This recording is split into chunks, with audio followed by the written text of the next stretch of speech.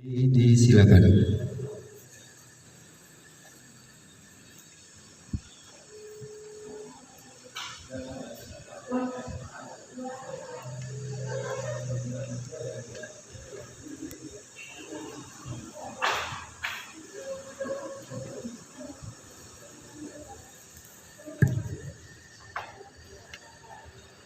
Assalamualaikum warahmatullahi wabarakatuh. Bismillahirrahmanirrahim.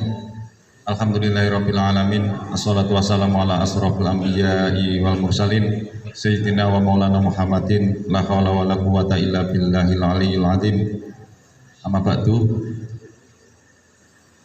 Yang terhormat Al-Mukarram Bapak Kiai Haji Ali Mustafa Said, yang kami hormati segenap para peserta pembinaan penyuluh agama Islam dengan tema pengarustamaan moderasi beragama dan wawasan kebangsaan, serta para panitia dari seksi Bimas Islam pada kantor Kementerian Agama Kabupaten Nganjuk. Syukur alhamdulillah pada hari ini, pada saat ini kita sekalian dapat hadir dalam rangka mengikuti kegiatan. Semoga kegiatan ini dicatat sebagai amal soleh. Amin Allahumma amin. Yang kedua kalinya salawat serta salam semoga dilimpahkan kepada junjungan kita Nabi Agung Nabi Muhammad SAW. Bapak Ibu yang kami hormati, pada hari ini kegiatan pembinaan penyuluh adalah yang kedua atau angkatan kedua dari separuh penyuluh agama Islam se-Kabupaten Nganjuk, yang angkatan satunya kemarin hari Selasa sudah dilaksanakan.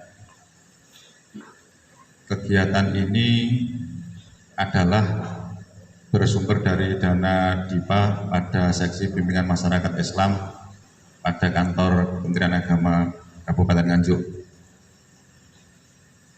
Para hadir yang kami hormati, panitia yaitu seksi bimbingan masyarakat Islam pada kantor Kementerian Agama Kabupaten Nganjuk sengaja mengambil tema pengarusutamaan moderasi beragama dan wawasan kebangsaan. Ini bukan berarti para peserta, para Bapak Ibu penyuluh belum memiliki wawasan kebangsaan, tidak. Bukan belum bermoderasi, tidak, akan tetapi dalam rangka menambah wawasan, dalam rangka menambah bekal selaku para penyuluh, selaku para juru dakwah yang merupakan garda terdepan pada kantor Kementerian Agama Kabupaten Nganjuk, sehingga dalam melaksanakan tugasnya bisa lebih optimal, karena pada zaman sekarang era digital tidak bisa dihindari, akan tetapi dengan adanya era digital tersebut penyuluh agama Islam harus mampu, harus bisa menguasai adanya era digitalisasi tersebut. Yang perlu diketahui bahwa pada era sekarang tidak banyak, ada sekelompok yang suka menyalahkan pihak lain, suka mengkafir-kafirkan pihak yang lain, suka mengharam-haramkan ketika tidak sesuai dengan apa yang diyakini.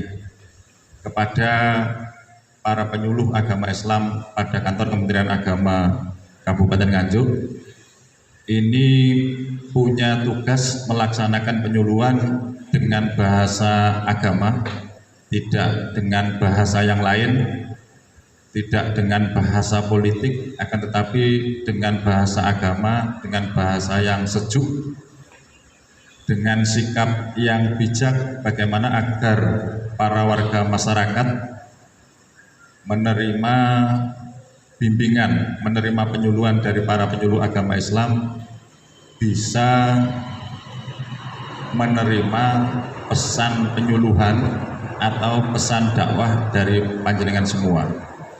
Jangan sampai ada unsur pemaksaan, jangan sampai ada unsur kekerasan, dan jangan sampai ada unsur intimidasi. Penyuluh agama Islam harus bijak mengetahui objek dakwah, mengetahui objek penyuluhan, karakteristiknya bagaimana. Panjenengan harus bisa bijak melihat dan memahami objek dakwah yang menjadi penyuluhan panjenengan. Bapak Ibu yang kami hormati, dalam hal ini Kementerian Agama memiliki visi, diantaranya adalah meningkatkan pemahaman dan pengamalan ajaran agama. Kemudian yang berikutnya adalah memantapkan kerukunan intra dan antar umat beragama. Yang perlu kita ketahui bahwa Kementerian Agama khususnya Kabupaten Nganjuk ini bukan Kementerian Agama Islam, akan tetapi Kementerian Agama Republik Indonesia yang pada pokok persoalannya, tusinya juga membidangi agama selain Islam. Ada guru agama Kristen, ada pengawas agama non-Islam juga. Di beberapa kementerian agama di Jawa Timur berdasarkan tipologinya juga ada kementerian agama yang di dalamnya ada pembimas Hindu, Buddha, Kristen dan lain sebagainya, seperti di Banyuwangi, di Bali dan lain sebagainya. Alhamdulillah di Kementerian Agama Kabupaten Nganjuk berdasarkan tipologi dan penganut agama Islam mayoritas, sehingga di Kabupaten Nganjuk tidak ada pembimas agama non-Muslim, agama non-Islam. Akan tetapi tetap kepada tusi Kementerian Agama adalah membina kerukunan intern ataupun antar umat beragama juga. Untuk itu kepada para penyuluh agama Islam dalam melaksanakan tugasnya juga memiliki wawasan kebangsaan, tidak ada keharusan untuk tegak berdirinya Islam di Indonesia, tidak ada keharusan mendirikan negara Islam atau negara khilafah. Indonesia berideologi Pancasila, mengayomi seluruh umat beragama, di antaranya ada 5 yang diakui di Indonesia, bahwa tidak ada para penyuluh ini untuk memperjuangkan bagaimana agar berdiri negara Islam. Dengan ideologi Pancasila, warga penganut agama yang mayoritas Islam ini bisa menunaikan ibadah haji dengan peraturan-peraturan tertentu dan sudah difasilitasi oleh Kementerian Agama. Untuk intern dan antar umat beragama ada FKUB, kemudian akan melaksanakan ibadah apapun, bukan berdasar agama, akan tetapi umat beragama di Indonesia dengan sangat leluasa bisa melaksanakan beribadah sesuai dengan agamanya masing-masing, tidak ada kendala. Yang sering terjadi di lingkup Kabupaten Nganjuk ini terkait dengan pendirian rumah ibadah. Ini ketika minoritas akan mendirikan rumah ibadah, ada SKB 2 Menteri, diantaranya adalah bahwa di lingkup tempat ibadah yang akan didirikan, salah satu syaratnya adalah di situ ada 60 warga yang ber-KTP sesuai dengan tempat ibadah yang akan didirikan. Ini sering terjadi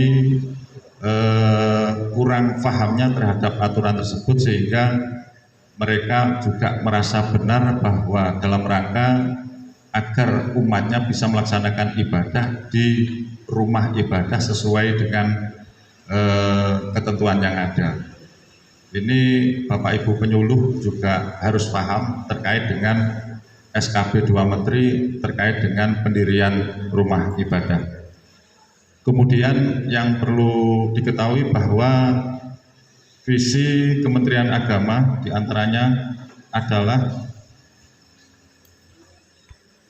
menyediakan pelayanan kehidupan beragama yang merata dan berkualitas. Tempat-tempat ibadah sesuai dengan aturan yang ada sudah didirikan. Ini seperti yang kami sampaikan tadi terkait dengan aturan, ini belum banyak dipahami oleh seluruh warga masyarakat. Kemudian diantaranya adalah mewujudkan tata kelola pemerintah yang bersih, akuntabel, dan terpercaya. Ini merupakan visi Kantor Kementerian Agama Republik Indonesia. Kemudian para Bapak Ibu penyuluh dalam menjabarkan visi tersebut, penyuluh agama Islam pada Kantor Kementerian Agama Kabupaten Nganjuk punya tugas yaitu membimbing pengamalan agama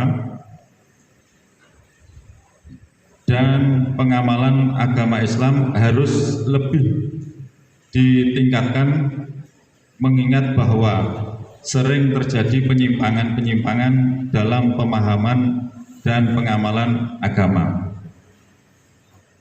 Ini tugas para Bapak Ibu penyuluh dalam hal pengamalan agama, menurut dia otomatis sudah sesuai dengan ajaran yang ada. Akan tetapi masih ada dalam hal pengamalan ajaran agama ada penyimpangan-penyimpangan. Untuk itu kepada para penyuluh ini punya tugas untuk meluruskan amalan-amalan ibadah yang belum sesuai dengan ketentuan yang benar. Kemudian tugas penyuluh diantaranya adalah menyampaikan gagasan pembangunan merupakan realisasi pengamalan ajaran agama, karena pembangunan dapat memberikan kemudahan, kemakmuran, dan kesejahteraan lahir batin kepada para penganut agama. Kemudian yang berikutnya adalah meningkatkan kerukunan hidup beragama baik intern ataupun antar umat beragama yang dalam hal ini diwadahi oleh FKUB. Bapak Ibu yang kami hormati, pada acara ini kami melaporkan kegiatan, kemudian juga mewakili Bapak Kepala Kantor pada acara ini untuk memberikan pengarahan dan pembinaan sekaligus membuka kegiatan ini. Mohon maaf kepada para hadir, Bapak Kepala Kantor, pada hari ini ada acara yang tidak bisa diwakilkan, sehingga pada hari ini acara kegiatan kami mewakili Bapak Kepala Kantor untuk membuka kegiatan ini. Mari kegiatan pembinaan penyuluh pada hari ini kita buka dengan bacaan basmalah. Bismillahirrahmanirrahim. Demikian acara pembukaan kegiatan pembinaan penyuluh dari kami selaku panitia dan mewakili Bapak Kepala Kantor untuk membuka acara tersebut. Ada kurang dan lebihnya mohon maaf. Assalamualaikum warahmatullahi wabarakatuh.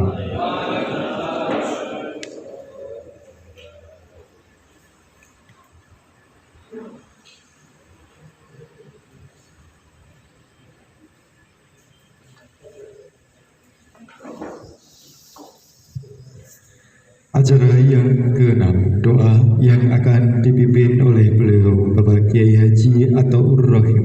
Kepada beliau Bapak Kiai Haji Athaur Rahim disilakan.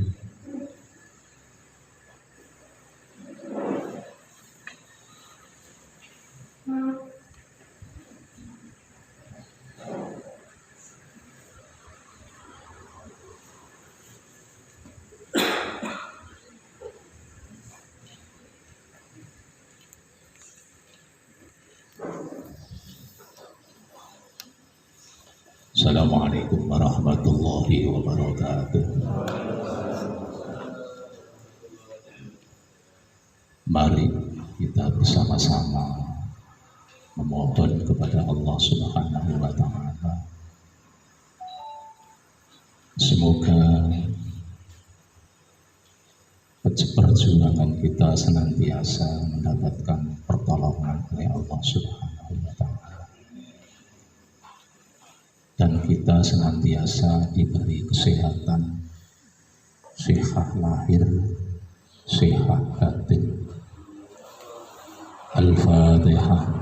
A'udzu billahi minasyaitonir rajim. Bismillahirrahmanirrahim. Alhamdulillahirabbil alamin. Arrahmanir rahim. Maliki yaumiddin. Iyyaka na'budu wa iyyaka nasta'in. Ihdinas siratal mustaqim. Shiratal ladzina an'amta 'alaihim ghairil maghdubi 'alaihim waladdallin. Bismillahirrahmanirrahim. Allahumma shalli wa sallim ala sayyidina Muhammad wa ala sayyidina Muhammad. Alhamdulillahi rabbil alamin. Hamdan yuwafi ni'amah wa yukafi mazidah. Ya Rabbana lakal hamdu kama yanbaghi li jalali wajhika wa 'azimi sultanik. Allahumma rabbana zalamna anfusana wa illam taghfir lana wa tarhamna lanakunanna minal khasirin. La ilaha illa anta subhanaka inni kuntu minadh dhalimin. Allahumma inna nas'aluka al-'afiyah was-sihhah wa husnal khatimah wa husnal khatimah wa husnal khatimah. Rabbana atina fid dunya hasanah wa fil akhirati hasanah wa qina adzabannar. Subhana rabbika rabbil izzati amma yasifun. Wassalamun ala mursalin. Alhamdulillahi rabbil alamin. Assalamualaikum warahmatullahi wabarakatuh.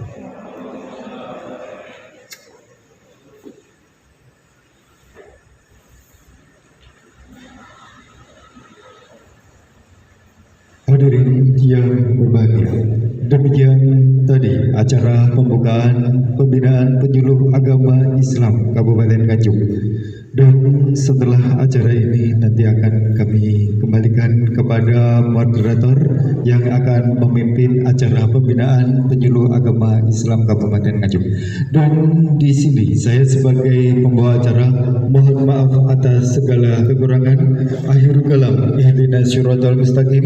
Wassalamualaikum warahmatullahi wabarakatuh. Waktu saya serahkan kepada moderator yang akan dipimpin oleh beliau Bapak Wahyudin. Kepada Bapak Wahyudin kami silakan. Bapak Ibu sekalian yang kami hormati, kita istirahat sebentar sekitar 5 menit untuk menikmati hidangan yang sudah diberikan oleh panitia.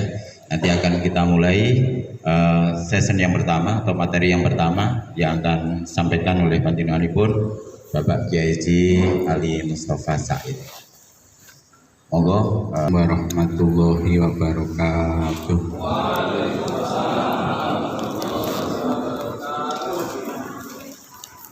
Bismillahirrahmanirrahim.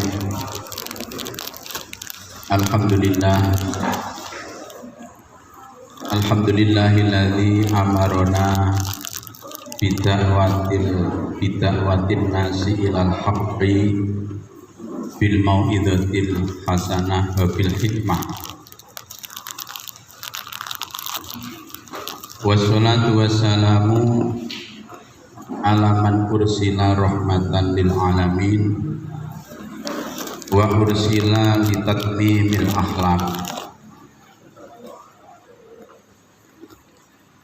wa ala alihi wa ashabihi ajmain, amma ba'd. Yang terhormat Bapak Haji Gunardianto selaku Kasih bin Mas Islam Kantor Kemenak Kabupaten Nganjuk, saudara-saudara sekalian, baik yang seragamnya hitam-hitam atau yang hijau-hijau atau yang coklat, bahkan ada yang putih. Saya tidak tahu di penyuluh agama itu divisinya ada berapa. Yang hitam-hitam itu divisi narkoba.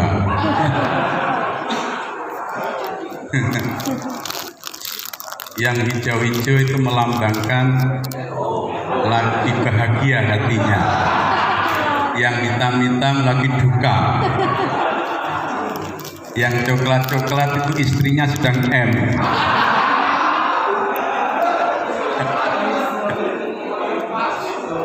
Yang putih-putih duda paling patah.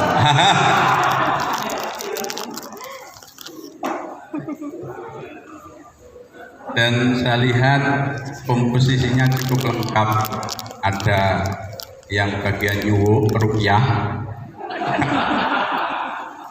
juga ada yang hafid Quran, ada yang bagian qori, soto terus ya. Bapak-bapak hadirin hadirat rahimakumullah, di dalam agama Islam hifdzun nafas, menjaga ruh dan menjaga keselamatan manusia, ini sebagai hukum tertinggi, sehingga kalau tidak darurat tidak boleh melakukan menghilangkan nyawa. Sakut dima, mengalirkan darah, ini sangat dilarang oleh agama. Sehingga Rasulullah ketika perjanjian Hudaybiyah ini mengalah. Sahabat-sahabat tidak boleh memasuki kota Makkah dulu untuk fathu Makkah, karena Makkah masih kuat. Yang sebenarnya umpama para sahabat ini masuk Mekah dengan berperang, ini menang. Tapi oleh Rasul tidak boleh. Dan kita tahu bahwa perjanjian Hudaybiyah ini perjanjian yang sangat merugikan umat Islam. Tapi itu dilakukan oleh Rasul karena menghindari sakut dima.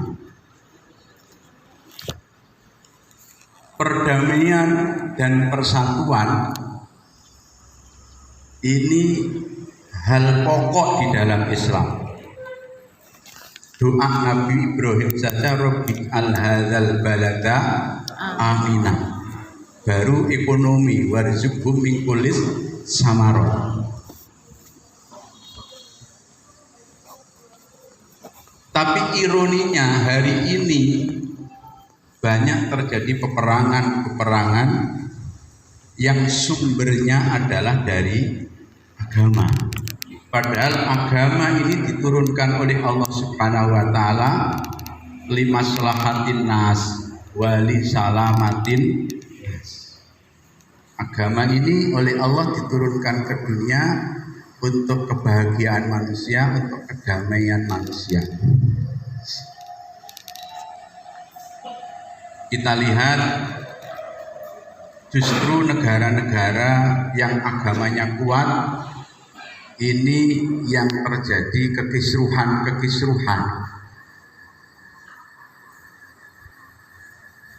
Di Timur Tengah kita tahu banyak sekali peperangan-peperangan yang tiada henti yang sumbernya adalah dari motivasi agama. Seperti di dalam keluarga, negara adalah keluarga besar, rumah tangga adalah negara kecil. Rumah tangga ini akan ada berkah, akan ada kemanfaatan bila di dalam rumah tangga ini ada sakinah, mawaddah, warahmah. Karena rumah tangga yang sakinah, mawaddah, warahmah ini baiti jannati. Sampai dilukiskan oleh orang-orang Arab, rumah tangga itu kalau sakinah, mawaddah, warahmah seperti surga. Negara juga begitu, negara yang damai, bersatu, baladi jannati. Tapi negara-negara yang tentrem hari ini justru negara-negara di Skandinavia, Skandinavia. Di Kanada, kemudian Islandia, itu indeks kedamaiannya, indeks kebahagiaannya sangat tinggi. Agama Islam jelas untuk akhlakul karimah. Rasulullah menyampaikan bahwa innama bu'istu liutammima makarimal akhlak. Saya pernah mendengarkan cerita dari Gus Salahuddin Wahid bersama dengan dulu komisioner KPK ketika berkunjung ke pondok pesantren. Beliau bercerita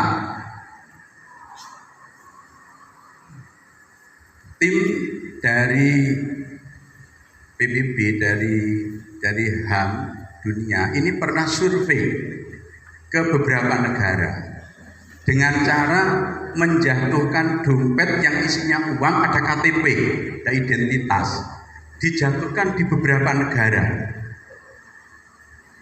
Di Indonesia dijatuhkan 11 dompet, ada KTP-nya. Yang pulang cuma dompet dan KTP-nya saja. Uangnya hilang. Filipina itu negara Kristen kuat di sana, negara Kristen, agamanya kuat di Filipina. Tapi Filipina juga perdamaian tidak begitu terwujud. Presidennya juga sering diturunkan, kudeta juga sering beberapa kali. Ini kolaborasi antara gereja sama kekuasaan. Di Filipina juga begitu, diturunkan dompet isi sama identitas. Ini yang kembali cuman berapa? Di Indonesia itu yang ke-11, yang kembali cuman 3 atau berapa, itu pun uangnya tidak kembali. Di Filipina juga begitu. Tapi di negara-negara Skandinavia itu malah balik semua. Dompetnya kembali, uangnya kembali, KTP-nya kembali. Padahal kita tahu bahwa semua agama ini adalah untuk kejujuran, untuk perdamaian, untuk persatuan. Negara kalau sudah terkoyak, sama dengan rumah tangga ketika sudah terkoyak, ekonominya tidak terurus, kesehatan keluarga tidak terurus, ibadah juga tidak terurus, malah yang dukun-dukun dong. Kita rumah tangga yang sudah berantakan kan, semuanya tidak terurus, akhirnya keberkahan di dalam keluarga ini menjadi hilang. Ini yang ditakutkan, terjadinya perpecahan di dalam satu negara. Karena di negara itu kalau terjadi perpecahan, kemaslahatan dan keberkahan ini akan menjadi hilang.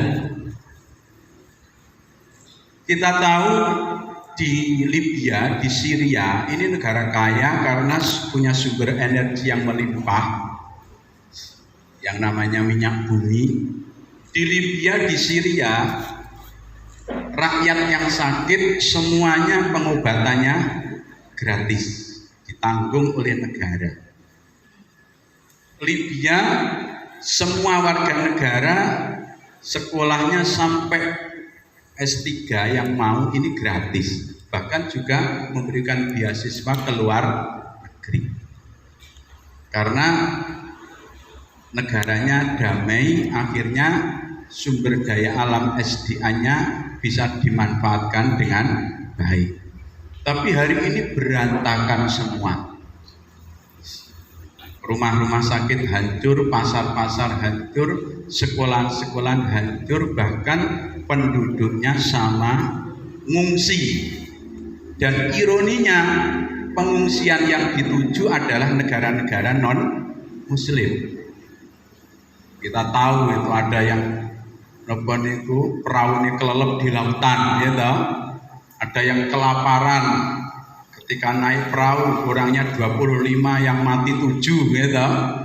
Panjenengan tahu ngeri, terus memprihatinkan. Dan kita tahu sumber konflik, gitu. Sumber konflik ini adalah sebagian, kalau yang terjadi di Syria, di Libya, di Afghanistan, ini sumber konfliknya adalah agama. Padahal agama ini jelas-jelas memerintahkan untuk bersatu. Wa'tasimu bihablillahi jami'an wa la tafarraqu. Itu ayat-ayatnya banyak sekali. Mengalirkan darah, qatlu itu dosa besar urutan 2 setelahnya musyrik, setelahnya mensekutukan Tuhan. Menyelamatkan manusia, menyelamatkan jiwa manusia, ini sangat dianjurkan oleh agama, sehingga orang yang melakukan puasa fardu, jangankan puasa sunnah, orang yang melakukan puasa fardu, ketika ia di pinggir kali kemudian melihat ada orang yang mau tenggelam, ini saja wajib membatalkan puasa. Kalau memang ia tidak membatalkan puasa, tidak bisa menolong, ini wajib hukumnya membatalkan puasa. Dan ketika membatalkan puasa itu tidak dosa, yang tujuannya adalah untuk menyelamatkan manusia. Orang yang sedang sholat, ketika ada orang lain duduk-duduk, kemudian ada ular kobra yang menuju orang yang sedang duduk-duduk ini, panjenengan yang sholat fardu, padahal membatalkan sholat fardu itu kan dosa, panjenengan boleh membatalkan sholat fardu untuk menyelamatkan orang ini dari bisa ular kobra. Dieling, pak ada ular kobra, terus kemudian sholatnya dibatalkan. Jadi nyawa ini sangat-sangat berharga. Kemudian memang ketika Rasulullah berdakwah ada terjadi beberapa peperangan. Kalau dihitung ada 24 kali peperangan yang dilakukan oleh para sahabat, baik yang syariah, baik yang ghazwah maupun yang syariah. Kalau yang ghazwah yang diikuti oleh Rasulullah, yang syariah adalah peperangan yang dilakukan oleh para sahabat tapi Rasulullah tidak ikut. Memang begitu. Dulu ketika Rasulullah berdakwah memang terjadi peperangan juga. Tapi setelah diselidiki oleh para ulama-ulama, peperangan yang dilakukan oleh Rasul ini karena darurat. Darurat ini karena defensif, karena mempertahankan diri. Peperangan yang dilakukan oleh Rasul tidak ada yang ofensif, tidak ada yang menyerang duluan, tidak ada. Maka ulama-ulama fikih mengatakan bahwa perang ini darul hirobah. Perang ini bukan darul kufri. Perang ini bukan untuk meniadakan kekufuran.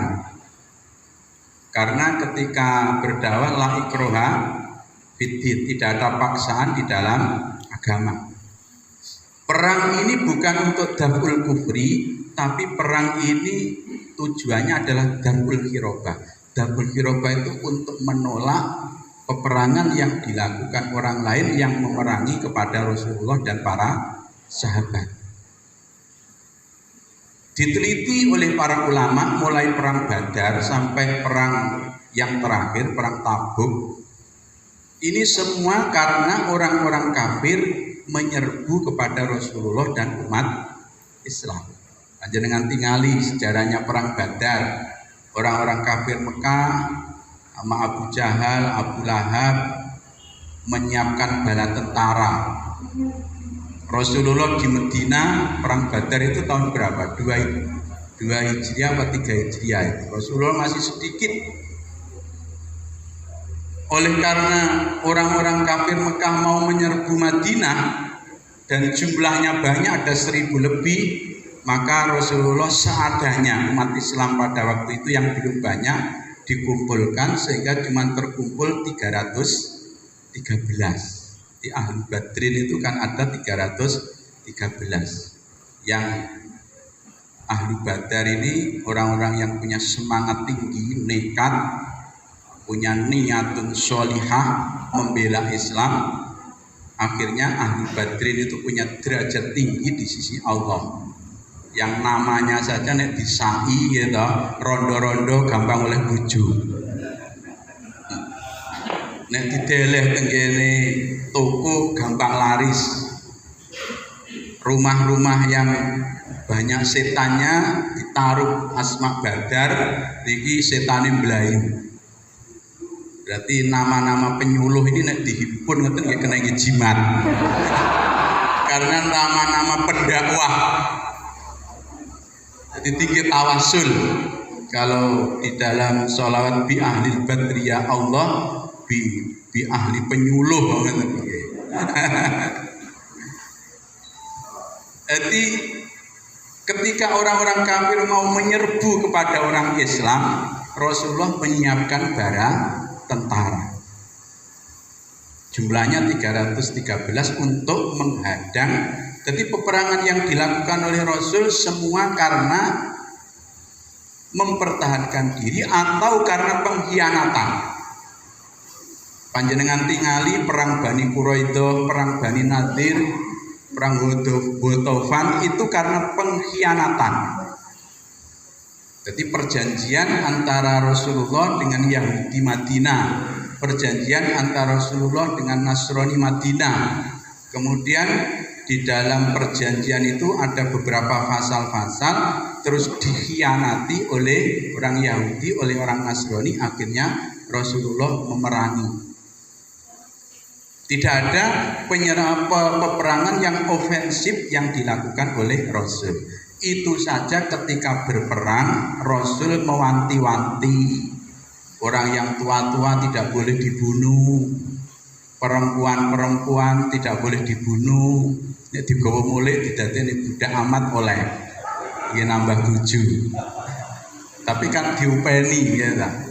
Anak-anak tidak boleh dibunuh. Kalau peperangan itu tujuannya daf'ul kufri, untuk menolak mentiadakan kekufuran, mestinya semua selama ia tidak syahadat akan dibunuh. Tapi ternyata tidak. Dan peperangan yang dilakukan oleh Rasulullah semuanya karena darurat penyerbuan dari orang-orang kafir.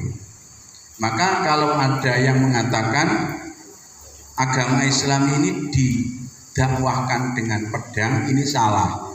Agama Islam didakwahkan oleh Rasulullah bersama para sahabat dengan akhlakul karimah. Seringkali panjenengan semua membaca riwayat-riwayat orang masuk Islam karena akhlak Rasulullah. Ketika duksur ngindik Kanjeng Nabi badhe dipun pejahi pedang di atas kepala Rasulullah. Kemudian Duksur berkata, "Hai Muhammad, siapa yang menyelamatkanmu?" Rasulullah berkata, "Allah yang melindungiku." Duksur gemeter, pedangnya jatuh. Kemudian diambil oleh Rasul, "Duksur, siapa yang menyelamatkanmu?" Duksur berkata, "Tidak ada kecuali panjenengan." Oleh Rasul pedang diturunkan dan dimaafkan. Wis kono mulya Duksur, tapi akhirnya Duksur asyhadu alla ilaha illallah, karena kemuliaan akhlak Rasulullah.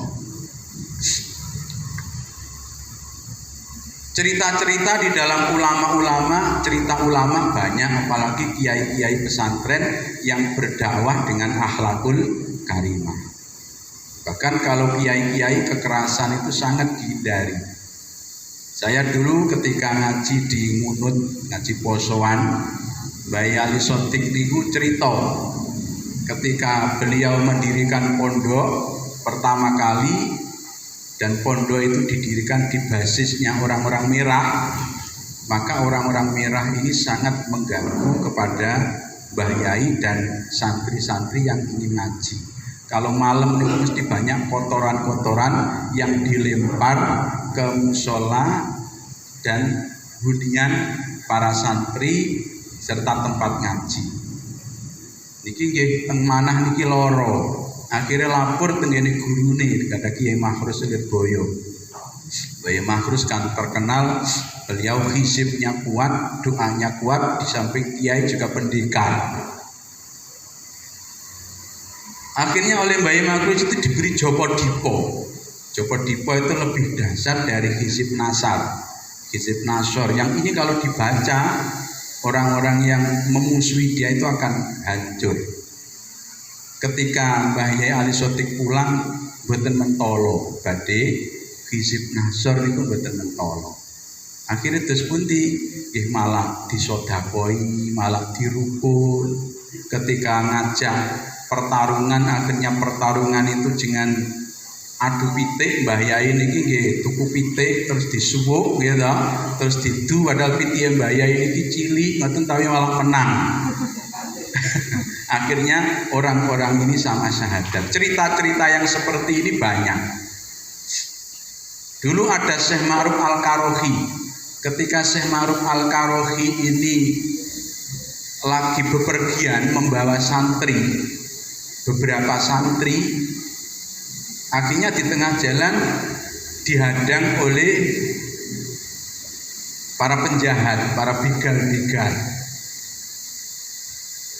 Nah, begal-begal itu menghadang Syekh Ma'ruf Al-Karohi. Berhenti, semua dilucuti. Uang diminta, bekal diminta, dan disentak-sentak, disakiti. Akhirnya santri-santri itu izin kepada kiai. Ke santri-santri ini lah, nek cara biyen kan degdoyo. Nek santri biyen iki wonge cilik-cilik tapi rasa, nek saniki lemu-lemu asam urat. Gak tahu tirakat ya toh. Akhirnya santri-santri niku izin kepada Syekh Ma'ruf Al-Karohi. Mbah Yai niki kula tandangane mawon. Iki 5 menit beres. Dawuh Mbah Yai, kekerasan pasti akan dilawan dengan kekerasan. Tidak bisa. Kalau pada waktu itu kalah, mesti akan mencari kesempatan yang lain. Kekerasan ini tidak menyelesaikan masalah, justru menambah masalah. Kekerasan itu melukai badan dan melukai hati. Maka kekerasan ini tidak menyelesaikan masalah, dan kekerasan ini bukan jalan yang diperintahkan oleh agama. Akhirnya Mbah Yai niki dawuh, wis aku tandonga ae aminono. Lho nek ndongakne kiai niku lho sae gitu. Allahumma kama farrohtahum fid dunya farrihum yaumal qiyamah. Ya Allah, begal-begal ini di dunia panjenengan paringi hidup bahagia. Ya Allah,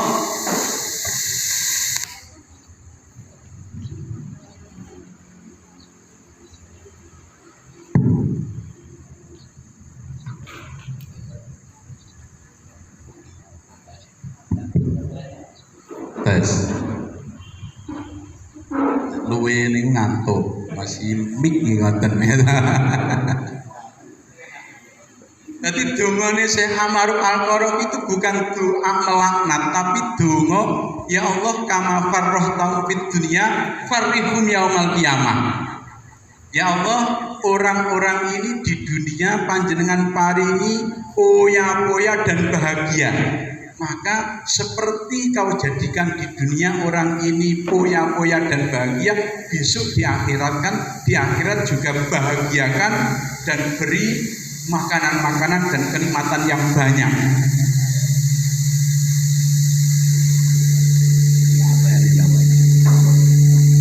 Para begal-begal ini ketika didoakan oleh Syekh Amaruf Al-Qarafi dan melihat akhlaknya Syekh Al-Qarafi yang baik, akhirnya semuanya masuk Islam dan menjadi santri dari Syekh Amaruf Al-Qarafi. Ini namanya dakwah dengan akhlakul karim. Hal-hal yang seperti ini banyak dilakukan oleh para sahabat, oleh para tabi'in, dan oleh salafus sholih. Terus kemudian kekerasan dan penyalahgunaan kepahaman agama begini ini selalu ada di agama apa saja. Tengarani fundamentalisme agama, fanatisme agama berlebihan ini ada di setiap agama. Dan ini penyimpangan, ini paham yang tidak benar. Di Kristen juga ada fundamentalisme Kristen. Di Buddha juga ada. Di Hindu ada, di Islam ada. Bahkan fanatisme berlebihan, tekstual dan kekakuan di dalam memahami dan mengamalkan agama ini sudah ada semenjak Rasulullah masih hidup. Kan ada kan itu Rasulullah suatu ketika membagi zakat. Ada para sahabat mengumpulkan zakat banyak sehingga setelah berkumpul oleh Rasulullah dibagi. Ada satu sahabat maju matur kepada Rasul, Rasul panjenengan nek bagi zakat gak adil. Akhirnya Rasulullah menjawab, kalau saya Rasulullah mayantiku anil hawa illa wahyu yuha, dan saya tidak ada kepentingan apa-apa. Kamu tuduh orang yang tidak adil, terus yang adil siapa? Gini apa gini? Maka caci maki, menyalah-nyalahkan kepada ulama, kepada kiai yang begini ini ada semenjak Rasulullah. Sayyidina Utsman saja dibunuh oleh Abdurrahman bin Muljam. Yang Sayyidina Ali apa Sayyidina Utsman? Sayyidina Ali ya. Sayyidina Ali yang mantu Rasulullah, yang Sayyidina Ali niki babul ilmi. Dawe kanjeng Nabi ana bahrul ilmi wa ali babuha. Sayyidina Ali niki babul ilmi, Sayyidina Ali niki masih disalah-salahkan oleh Abdurrahman bin Muljam karena dituduh malam yahkum bima anzalallah faulaika humul kafirun. Maka fundamentalisme agama ini tetap ada, radikalisme ini tetap ada, tapi radikalisme ini timbul karena kesalahpahaman memahami agama. Saudara-saudara sekalian, kenapa timbul radikal? Hal-hal yang mengindikasikan dulu, hal-hal yang mengindikasikan bahwa agama ini rahmah, agama ini kasih sayang. Kemudian ketika kita berdakwah tidak boleh pakai kekerasan. Banyak ayat-ayat yang menerangkan tentang ini. Banyak hadis-hadis yang menerangkan tentang ini. Antara lain Rasulullah bersabda, innama bu'istul utamima makarimal akhlak. Dalam Al-Quran la ikraha fiddin. Kemudian di dalam Al-Quran juga ada ayat yang napa nggih melarang Rasulullah untuk keras hati, walaupun tafadhon ghalidul qalbi lam faddu min haulik. Dan ini semua dipraktekkan oleh Rasulullah mulai ketika dakwah di Makkah sampai beliau dakwah di Madinah selesai, di Makkah selesai 13 tahun dan di Madinah selesai 10 tahun. Rasulullah tidak pernah memakai kekerasan-kekerasan di dalam mendakwahkan agama dan juga diikuti oleh para sahabat-sahabat. Terus kemudian kenapa timbul radikalisme di dalam agama? Satu, karena tidak tuntas memahami agama. Jihad ini memang diperintahkan jihad, karena jihad ini masih dalam jihad ini sebenarnya kan dalam frame amar ma'ruf nahi munkar. Jihad ini dalam frame amar ma'ruf nahi munkar. Cuman darajat, marotib dan tingkatan amar ma'ruf nahi munkar ini ada yang kohron, ada yang kaulan dan ada yang ingkar bi. Kohron ini peraturannya sangat ketat. Kohron ini harus dilakukan oleh pemerintah. Kohron ini dilakukan oleh atas ke bawah, seperti orang tua kepada anak, guru kepada murid, pemerintah kepada rakyat. Merusak alat-alat minum, ngobrak-ngabrik tempat minum-minuman keras, ini diperbolehkan, cuman boleh dilakukan oleh pemerintah. Rakyat tidak boleh. Kenapa? Karena menghilangkan kemungkaran ini tidak boleh menimbulkan kemungkaran yang lebih besar. Ini kaidahnya amar ma'ruf nahi munkar. Menghilangkan kemungkaran ini tidak boleh menimbulkan kemungkaran yang lebih besar. Contoh, ada tempat minum-minuman keras. Kalau kemungkaran ini kita hilangkan dengan kekerasan, akhirnya akan menghilangkan nyawa. Akan ada jinayah. Jinayah ini pun natoni badan. Akan ada pembunuhan. Pada derajatnya minuman keras sama pembunuhan ini dosa lebih besar pembunuhan. Jadi menghilangkan kemungkaran tidak boleh menimbulkan kemungkaran yang lebih besar. Menghilangkan kemungkaran ada wadifah-wadifah yang khusus boleh dilakukan oleh pemerintah dan tidak boleh dilakukan oleh rakyat. Hukum-hukum agama Islam itu kan ada yang cuman wadifatul imamah. Contoh seperti hudud dan kisos.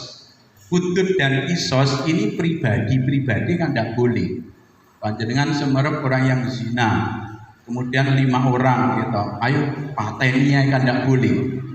Harus dilakukan oleh pemerintah. Orang yang minum minuman keras yang boleh hudud kan pemerintah. Kenapa? Karena kalau dilakukan oleh pemerintah tidak menimbulkan pertengkaran. Tapi kalau kita lakukan rakyat antar rakyat, ini menimbulkan pertengkaran. Dengan kaulan, dengan ucapan saja, kalau kita menghilangkan kemungkaran ini akan timbul ancaman kepada kita dan bahaya kepada kita. Amar ma'ruf dengan kaulan ini gugur menjadi cuman ingkar biqalbi dan mufaraqatu makanil maksiat. Jadi jihad ini kerangkanya, koridor dan frame-nya ada pada amar ma'ruf nahi munkar. Dan ayat-ayat jihad ini harus dipahami sesuai dengan konteks asbabun nuzul dan ayat-ayat itu diturunkan. Seperti kita tahu ada ayat-ayat yang sering diklaim oleh golongan-golongan keras itu sebagai perintah agar kita memerangi non-muslim dengan tidak melalui marotib yang baik. Contohnya adalah ayat asidda'u alal kufar ruhama'u alal mu'min. Padahal ayat asidda'u alal kufar ruhama'u alal mu'minin ini turunnya konteksnya pada waktu orang-orang muslim Madinah mau masuk Mekah, mau fathu Makkah, dan di Mekah masih kuat. Oleh karena Mekah ini masih kan mulai tahun 6 Hijriah, Rasulullah kan sudah bermimpi mendapatkan ilham bahwa kita besok akan bisa menaklukkan Mekah. Jadi pernah Rasulullah ini ketika para sahabat duduk, Rasulullah dawuhi para sahabat, aku mendapatkan isyarat dari Allah bahwa kita ini besok akan bisa Fathu Makkah dan kita akan menang. Para sahabat-sahabat ini pun pengen banget. Akhirnya sampai tahun berapa itu? 8 Hijriah. 8 Hijriah, para sahabat ini ingin memasuki Mekah, ingin berhaji ke Mekah, ingin memasuki Mekah. Dan Mekah sudah mulai lemah. Karena wong niku nek tukaran tok kan akhirnya kan lemah. Lah ketika orang-orang Madinah ini mau masuk Mekah, masih dihadang oleh orang-orang Mekah. Dan ini kalau diteruskan akan terjadi pertumpahan darah. Lah sahabat-sahabat ini yang lain wis ayo awake dhewe balik si ai tenggene Madinah. Sahabat-sahabat sing keras-keras ndak, kita harus masuk Mekah. Dan ini janji Allah dawuh Rasulullah. Nek awake dhewe mlebu Mekah niki mesti menang. Wong niki dawuhe Gusti Allah. Sing liyane yo aja sik wong cek kaya ngene keadaane. Akhirnya bahasan Solo ini kubu yang satu ngejak balik, yang kubu yang satunya ngejak terus. Niki podo-podo bansere niki tukaran. Podo-podo sahabat dari Madinah niki tukaran dewi-dewi.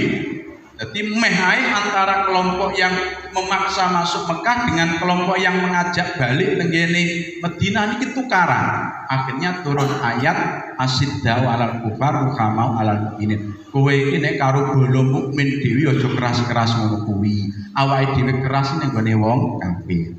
Dawuh ayat ini kan konteksnya awake dhewe sesama muslim ini tidak boleh tukar. Bukan berarti kita harus selalu keras kepada orang kafir. Karena orang kafir ini kan dibagi-bagi. Ada kafir hirobah, ada kafir mustahman, ada kafir muahadah, ada kafir dimah. Yang boleh diperangi cuman kafir harbi atau kafir hirobah. Maka memerangi orang kafir ini harus benar-benar tepat waktunya dan sesuai dengan perintah agama. Resolusi jihad ini kan pas memang harus jihad. Terus kemudian ada ayat lagi faidang salahul ashurul hurum faqtulul musyrikina kan itu. Kalau bulan-bulan haram ini sudah selesai, maka bunuhlah orang-orang kafir. Ini konteksnya juga masih di dalam peperangan. Pas pada waktu itu masih peperangan, memasuki Ashurul Hurum artinya gencatan senjata, selesai itu teruskan. Bukan sewaktu-waktu awal diri peduk wong kafir terus dipateni. Kandak boleh. Rasulullah sendiri ketika memasuki Madinah, Rasulullah mendirikan negara namanya negara Muahadah, negara Muatonah, ngarani negara bangsa. Kenapa? Karena Rasulullah mendirikan negara Madinah bersama-sama dengan unsur-unsur yang ada di Madinah, baik Yahudi, Nasrani maupun Majusi, dengan nama Misak Madinah atau Piagam Madinah. Dan orang-orang Yahudi Nasrani yang ada di Madinah semuanya dilindungi oleh Rasulullah dan umat Islam di bawah pasal-pasal Piagam Madinah. Ini menunjukkan bahwa Rasulullah ketika di Madinah ini diragukan oleh Rasul, baik ketika Rasulullah masih lemah sampai puncak idza jaa nasrullahi wal fath wa ra'aitan nasayat quluna fi dinillah. Rasulullah sudah kuat pun sudah tahun 9 Hijriah, Rasulullah hampir wafat, ini tetap melindungi kaum minoritas yang ada di Madinah selama tidak ada pengkhianatan perjanjian dan tidak memusuhi umat Islam. Kemudian yang ketiga, faktor terjadinya radikalisme adalah klaim tafsir tunggal. Klaim tafsir tunggal dan menafikan tafsir yang lain. Padahal keberagaman itu keniscayaan. Baik keberagaman suku, keberagaman bahasa, keberagaman budaya, keberagaman pemahaman agama. keberagaman tafsir ini keniscayaan tidak bisa. Lah nopo iso satu orangnya gitu, ulama-ulama yang memahami Al-Qur'an itu ilmunya tidak sama. Yang kedua, ayat-ayat Al-Qur'an itu semuanya mujmal, universal karena wahyu dan bersastra tinggi. Kalau ayat-ayat ini rinci, bukan kalamullah lagi, bukan kitab samawi lagi, agar bisa berlaku sepanjang zaman, maka kalamullah ini sifatnya universal. Oleh karena universal, mesti terjadi tafsir-tafsir yang berbeda. Tafsir-tafsir yang berbeda begini ini diterima selama tidak jauh melenceng dari ajaran agama. Maka ulama-ulama madhab itu tidak sama. Jangankan ulama-ulama madhab, satu madhab saja gitu, Syafi'iyah kode Syafi'iyai ini saja tidak sama. Jadi multi tafsir itu mesti terjadi. Lah, terjadinya radikalisme ini karena klaim kebenaran tafsir tunggal dan menafikan tafsir yang lain. Niki buat saged. Wong Allah Ta'ala sendiri sudah dawuh begini Al-Quran, walau sa'allahu laja'alakum ummatau wahidah. Umpama Gusti Allah Ta'ala niki ngersakno gawe umat iki sitok macemi, sitok pemahamane saged, tapi oleh Allah tetap digawe beragam. Kenapa? Ini untuk meningkatkan keimanan kita dan meningkatkan derajat kita. Sing luwih sabar niku mungkin derajate luwih dhuwur. Makanya para rasul sebanyak 25 itu ada 5 yang ulul azmi. Lah 5 yang ulul azmi ini bukan yang umatnya banyak, bukan yang dakwahnya sukses. Lah Nabi Sulaiman ini umatnya kata sing mlebu Islam akeh, napa-napa tunduk, tapi Nabi Sulaiman bukan ulul azmi. Justru Nabi Nuh yang dakwah 300 tahun cuma dapat 41 orang. Nabi Nuh ini yang ulul azmi. Nabi Ibrahim yang oleh santrinya dicekel, diobong itu yang ulul azmi. Bukan Nabi Daud, bukan Nabi Yusuf sing ganteng, sing dadi raja, sing sugih.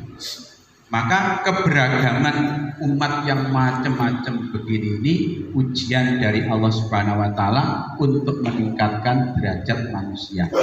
Orang yang lebih bisa sabar, orang yang lebih bisa kasih sayang, orang yang lebih bisa istiqomah, mereka lah yang derajatnya tinggi di sisi Allah Subhanahu wa Ta'ala. Begini hadis juga dipengaturakan khoslatani la afdhala minhuma. Ada 2 perkara yang tidak ada yang lebih tinggi dari 2 perkara ini. Yang pertama adalah al-iman billah, yang kedua al-daruh linnas. Sebagian riwayat wan nabulil muslimin. Jadi ringkesnya agama ini intinya satu keimanan, yang kedua adalah kemanusiaan atau humanisme. Maka saudara-saudara sekalian, radikalisme itu mesti ada, tapi tetap harus kita bendung, harus kita hadang, dan umat Islam harus tetap kita dakwai, dakwah Islam rahmatan lil alamin, karena moderasi agama ini dilakukan oleh Rasulullah dan dilakukan oleh para sahabat. Kalau di Jawa dilakukan oleh para wali-wali songo. Tengene Kudus panjenengan tingali Kanjeng Sunan Kudus niki, tengene Kudus niku nek musim kurban mboten enten wong kurban sapi. Kurbane kebu. Karena napa? Karena menghormati orang Hindu.